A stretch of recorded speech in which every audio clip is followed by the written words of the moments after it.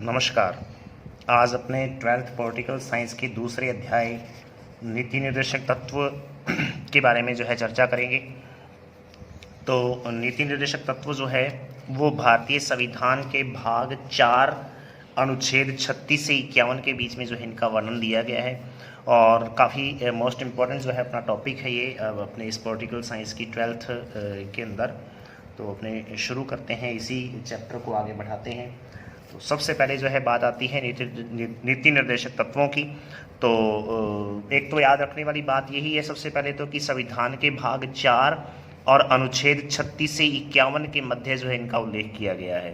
पहली बात तो सबसे महत्वपूर्ण यही है कि इनका वर्णन कहाँ किया गया है, तो भाग 4 में और अनुच्छेद 36 से 51 के बीच में।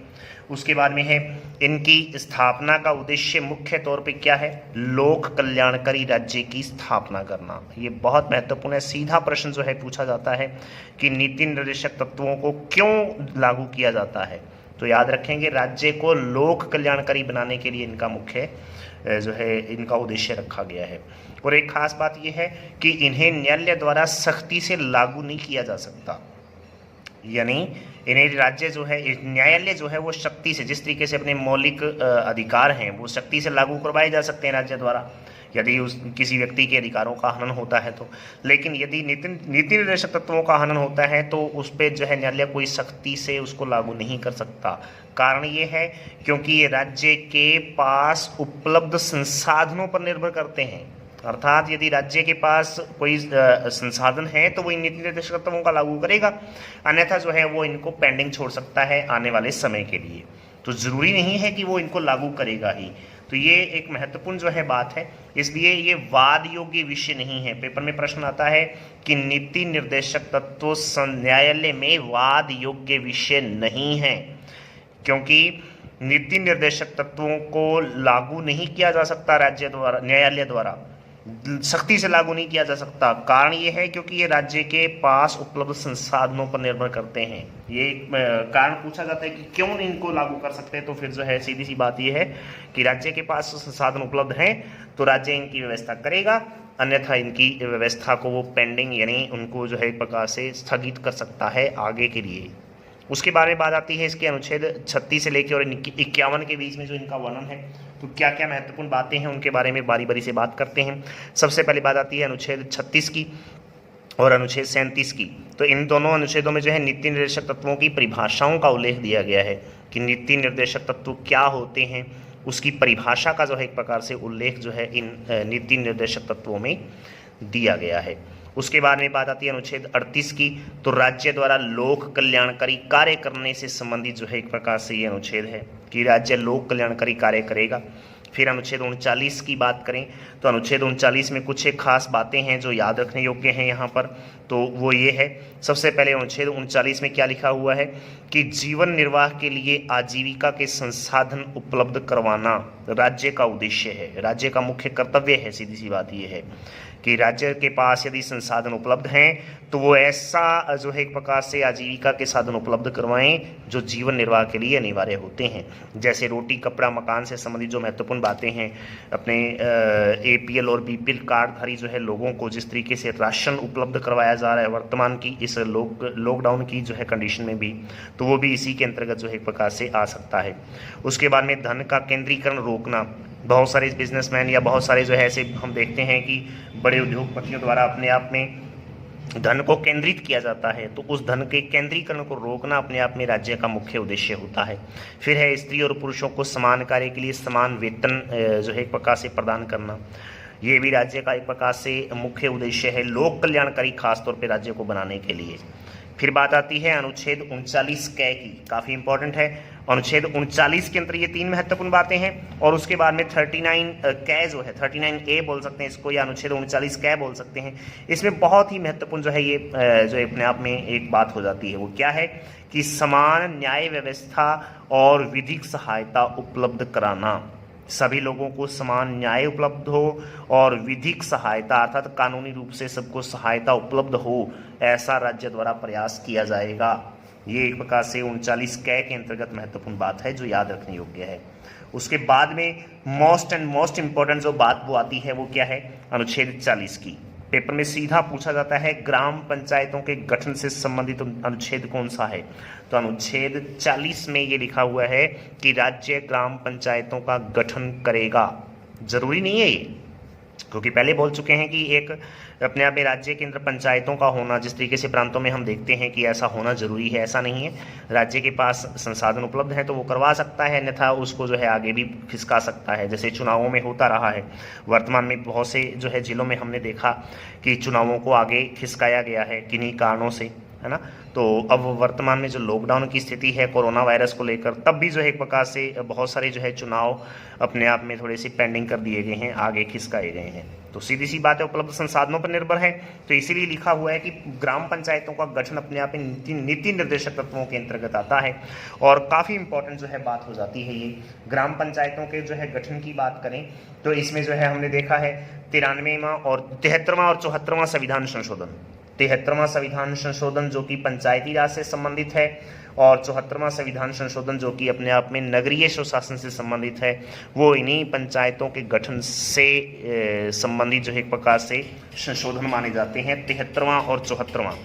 73वां संविधान संशोधन 1992 और 73वां संविधान संशोधन 1993 और 74वां संविधान संशोधन 1993, दोनों 93 में थे।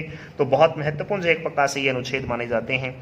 ये वाला जो अनुच्छेद है 40वां, तो पंचायतों के गठन से संबंधित है ये। उसके बाद में बात आती है अनुच्छेद 41 की। तो क्या लिखा है इसमें? शिक्षा, रोजगार और वृद्ध व्यक्तियों तथा अपाहिजों की सहायता करना, ये राज्य का एक प्रकार से लोक कल्याणकारी बनाने के लिए एक महत्वपूर्ण उद्देश्य है राज्य का, नीति निर्देशक तत्व। राज्य अपने आप को कल्याणकारी बनाने के लिए शिक्षा की व्यवस्था करेगा, रोजगार की व्यवस्था करता है, वृद्ध व्यक्तियों और अपाहिजों की जो है सहायता के लिए जो है कार्य करता है। जैसे हम लोग देखते हैं कि बहुत सारे ऐसे सार्वजनिक स्थलों पर अपाहिजों के लिए अपने आप में जो रैंप की व्यवस्था करना, उनके लिए जो है व्हील चेयर्स की व्यवस्था करना, वृद्ध व्यक्तियों के लिए जो है आश्रमों और अन्य जो है सुविधाओं को उपलब्ध करवाना, उनके लिए पेंशन की व्यवस्था करना, ठीक है। ये सारी जो व्यवस्थाएं हैं वो अनुच्छेद 41 के अंतर्गत जो है राज्य द्वारा की जाती हैं। फिर बात आती है अनुच्छेद 42 की। तो इसमें लिखा है काम हेतु उचित दशाएं और प्रसूति सहायता उपलब्ध करवाना, कार्य के लिए उचित दशाएं जो है प्रकार से राज्य द्वारा जो है वो शुरू की जाएंगी, ऐसी कंडीशन पैदा की जाएंगी जिससे अपने आप में कार्य आसानी से जो है एक प्रकार से लोगों को रोजगार प्राप्त हो सके। और उसके साथ साथ में प्रसूताओं को, खास तौर पे जो प्रेग्नेंट औरतें हैं उनके लिए जो है प्रसूति सहायता, जैसे वर्तमान में देखा जाए तो प्रसूति सहायता के लिए 104 एम्बुलेंस सेवा जो है वो प्रकार से शुरू की गई है। 104 नंबर पे आप टोल फ्री नंबर है, यदि कॉल करते हो तो प्रसूति सहायता के लिए आपके पास एक प्रसूता को जो है अपने आप में हॉस्पिटल में पहुंचाने के लिए जो है अपने आप में एक वैन आती है और उसको जो है प्राथमिक उपचार के बाद में जो है उसको एडमिट करवाया जाता है। तो वो सारी की सारी बातें जो है वो इसके अंतर्गत आएंगी, अनुच्छेद 42 के अंतर्गत। फिर बात आती है अनुच्छेद 43। तो लिखा है निर्वाह हेतु न्यूनतम मजदूरी और कुटीर उद्योगों की स्थापना करना। जीवन निर्वाह के लिए जो है एक प्रकार से न्यूनतम मजदूरी जो है वो निर्धारित करना राज्य का कार्य है, और फिर कुटीर उद्योगों की व्यवस्था करना, उनकी स्थापना करना भी जो है राज्य का मुख्य उद्देश्य कल्याणकारी राज्य बनाने के लिए होता है। और ऐसा हम देख भी रहे हैं, जैसे नरेगा कर्मी जो हैं एक प्रकार से प्रधानमंत्री जो है ये जो अपने आप में राष्ट्रीय रोजगार गारंटी योजना के तहत जो नरेगा कार्यक्रम चल रहा है पूरे देश में, वो अपने आप में न्यूनतम मजदूरी को निर्धारित करते हुए जो है एक प्रकार से कार्य जो है उसमें प्राप्त होता है।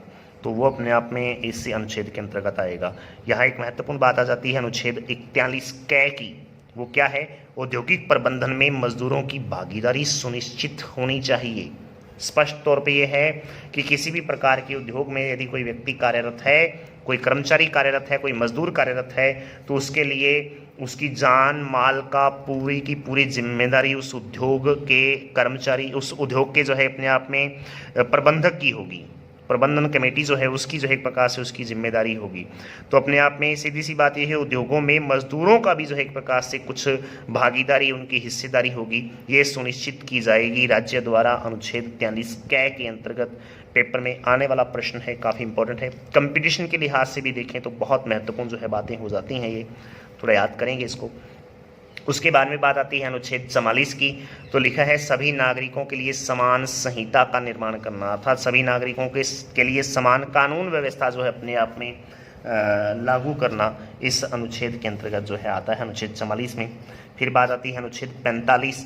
बहुत ही महत्वपूर्ण बात आ जाती है फिर यहाँ पर, क्योंकि एक अनुच्छेद हमने पढ़ा था अनुच्छेद 21 कै, एक हमने अनुच्छेद जो है पढ़ रहे हैं 45, अनुच्छेद 45, और एक अपने 11वां मौलिक कर्तव्य पढ़ा है, अभी पढ़ेंगे नेक्स्ट टॉपिक में, जिसमें स्पष्ट तौर पे लिखा है कि 6 से 14 वर्ष के बच्चों के लिए शिक्षा की व्यवस्था राज्य द्वारा की जाएगी।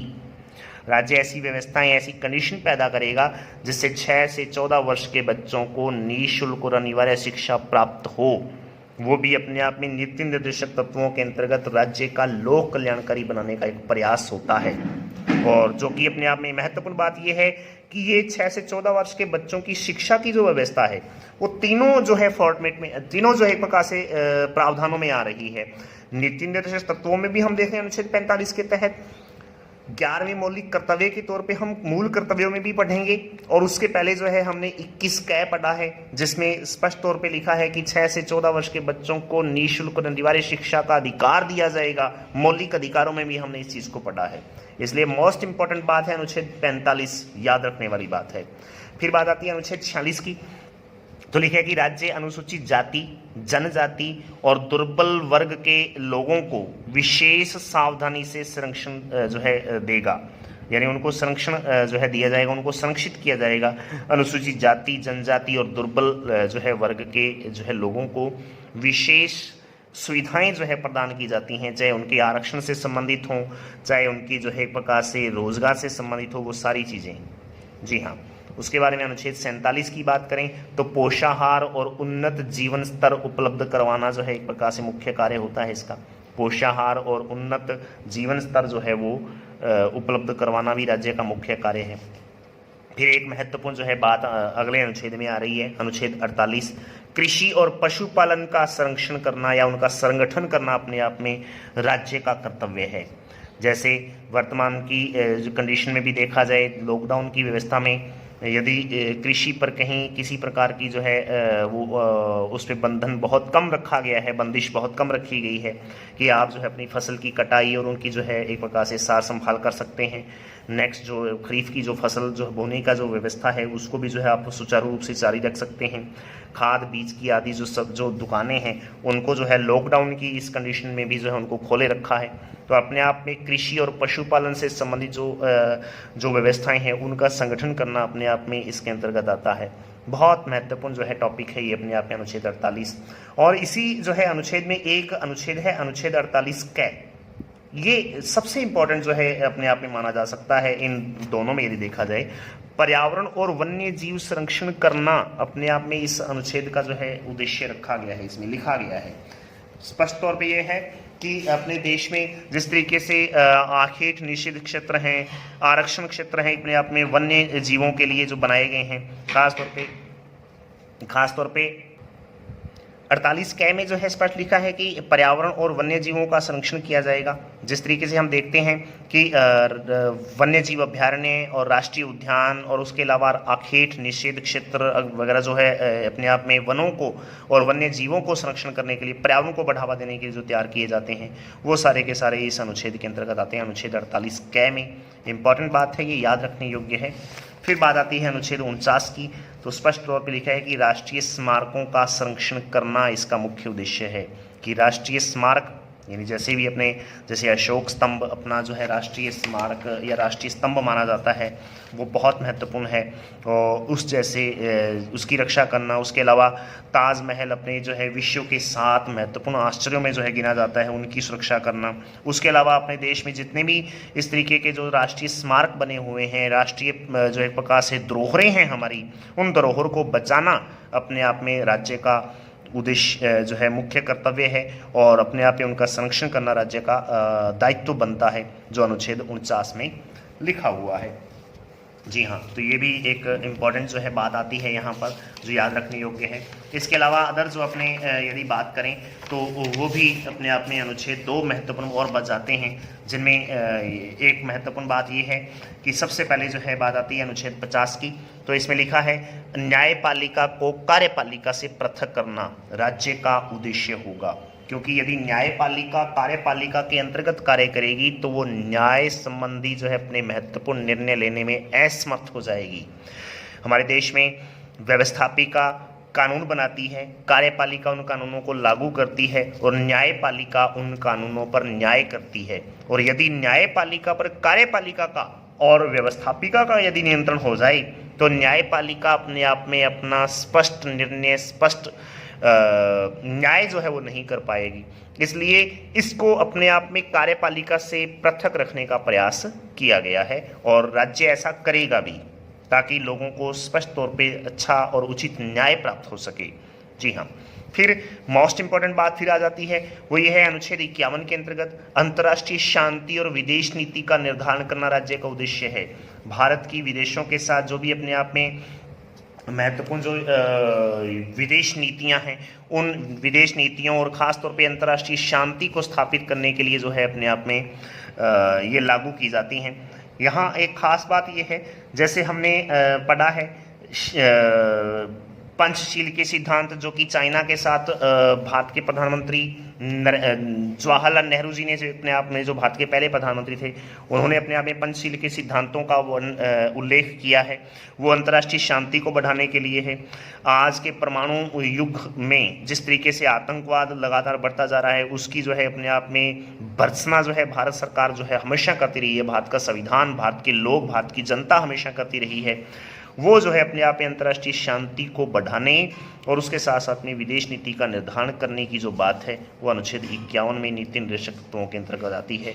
वैश्विक शांति, पेपर में सीधा प्रश्न पूछा जाता है, वैश्विक शांति को बढ़ावा देने के लिए भारत का कौन सा अनुच्छेद नीति निर्देशक तत्वों का उदाहरण जो है निर्धारण करता है? तो उत्तर आएगा अनुच्छेद 51। बहुत महत्वपूर्ण जो है ये टॉपिक हो जाता है। तो इस तरीके से ये टोटल जो है 36 से लेकर 51 तक जो है अपने नीति निर्देशक तत्वों के अंतर्गत आने वाली कुछ खास बातें हैं और इनको जो है आप अच्छी तरह से टैली करें। और इसमें जो है जिस तरीके से राज्य जो है अपने आप में इन नीति निर्देशक तत्वों का अपने आप में निर्धारण करता है, तो उसके लिए कुछ एक उदाहरण, जैसे भूमि सुधार से संबंधित जो अनुच्छेद था जो हमने पढ़ा है, किसानों की जो है अपने आप में और के साथ जो जमींदारी व्यवस्था जो चल रही थी, उस जमींदारी प्रथा का जो है को हटाने से संबंधित था। 1951 में जो अपने आप में भूमि सुधार के अंतर्गत जो है ये निर्णय लिया गया था। भूमि सुधार आंदोलन भारत के संविधान की 9वीं अनुसूची जो है भू सुधार से संबंधित जो जोड़ी गई थी, वो इसी से संबंधित है। बहुत महत्वपूर्ण है ये भी। फिर पंचायतों के गठन और स्थानीय स्वशासन की बात अपने की है, जैसे अनुच्छेद 40 के अंतर्गत जो दे रखे पंचायतों के गठन से संबंधित, वो भी हमने पढ़ा है। फिर बात आती है पंचवर्षीय योजनाएं। रूस के संविधान से जो है पंचवर्षीय योजनाएं हमारे संविधान में जो है ली गई हैं और पूरे देश में जो है पंचवर्षीय योजनाओं को लागू करके राज्य अपने आप में इन नीति निर्देशक तत्वों को जो है लागू करता है अपने देश में। जिस तरीके से वर्तमान में देखा जाए तो 13वीं पंचवर्षीय योजना 2017 से 2022 तक जो है वो लगातार चलती रही है। प्रधानमंत्री श्री नरेंद्र मोदी लगातार जो है 2022 अपने भाषणों में जो है ये जिक्र करते रहे हैं इस वर्ष का। तो उसका मुख्य उद्देश्य यही है कि 13वीं पंचवर्षीय योजना में जो उद्देश्य रखे गए हैं उनको 2022 तक पूरा करना है। सन 2017 से 2022 के बीच में 13वीं पंचवर्षीय योजना वर्तमान में जो है कार्यरत है। आज 2020 जो इसका जो है तीसरा वर्ष जो है चल रहा है इस योजना का। उससे पहले जो है 12वीं पंचवर्षीय योजना जो है 2012 से 2017 तक जो है वो कार्यरत थी। जी हाँ, तो ये भी थोड़ा सा याद रखेंगे आप। उसके अलावा जो है बात आती है बड़े उद्योगों का राष्ट्रीयकरण करना भी अपने आप में इसके अंतर्गत जो है आएगा नीति निर्देशक तत्वों के अंतर्गत। न्यायिक व्यवस्था में बहुत सारे सुधार हमने देखे हैं।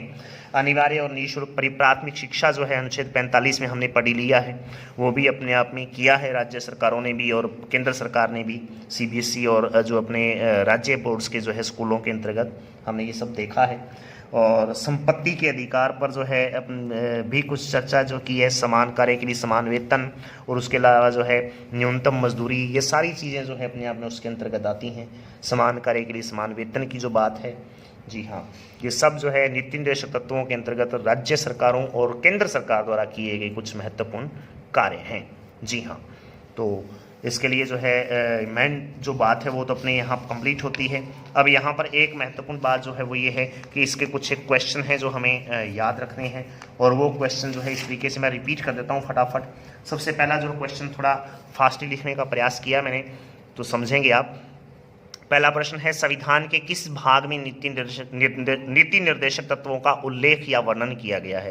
पहला प्रश्न तो यही इंपॉर्टेंट हो जाता है, नीति निर्देशक तत्वों का उल्लेख कौन से भाग में किया गया है, वो भाग का जो है नाम बताना है, आपको नंबर बताना है। फिर है, नीति निर्देशक तत्व संविधान में वाद योग्य विषय हैं अथवा नहीं, कारण सहित उत्तर देना है कि हैं तो क्यों है, नहीं है तो क्यों नहीं है, क्या कारण हो सकता है इसका, है या नहीं, पहला तो यही उत्तर देखना है। उसके बाद में यदि ये उत्तर मिलता है तो फिर उसका जो है कोई रीज़न बताना है, कोई एक या दो भी जितने अपने बता सकें। वीडियो में जो है आप जो है इस उत्तर को देख सकते हैं। उसके अलावा बात आती है, ग्राम पंचायतों के गठन का प्रावधान संविधान के किस भाग में वर्णित है? इंपॉर्टेंट बात है ये भी। जी हाँ, अनुच्छेद 45 का उल्लेख करना है। नीति निर्देशक तत्वों और मूल कर्तव्य और मौलिक अधिकारों के अंतर्गत भी जो है ये चर्चा आपने कर चुके हैं, तो वो बात है यहाँ पर जो याद करनी है। पर्यावरण और वन्य जीव का संरक्षण का प्रावधान जो है संविधान के कौन से अनुच्छेद में उल्लेखित है, ये भी एक महत्वपूर्ण प्रश्न है जो आपने बताना है। उसके बाद में अनुच्छेद 51 पर संक्षिप्त वर्णन लिखना है, उसका संक्षिप्त वर्णन करना है, जो अंतर्राष्ट्रीय शांति और है ना संरक्षण से संबंधित है, उसकी जो है बारे में यहाँ पर जो है टिप्पणी करनी है आपको, जो भी मिले उसमें कुछ एक बातें। जी हाँ, तो आज के लिए इतना ही। धन्यवाद। जय हिंद, जय भारत।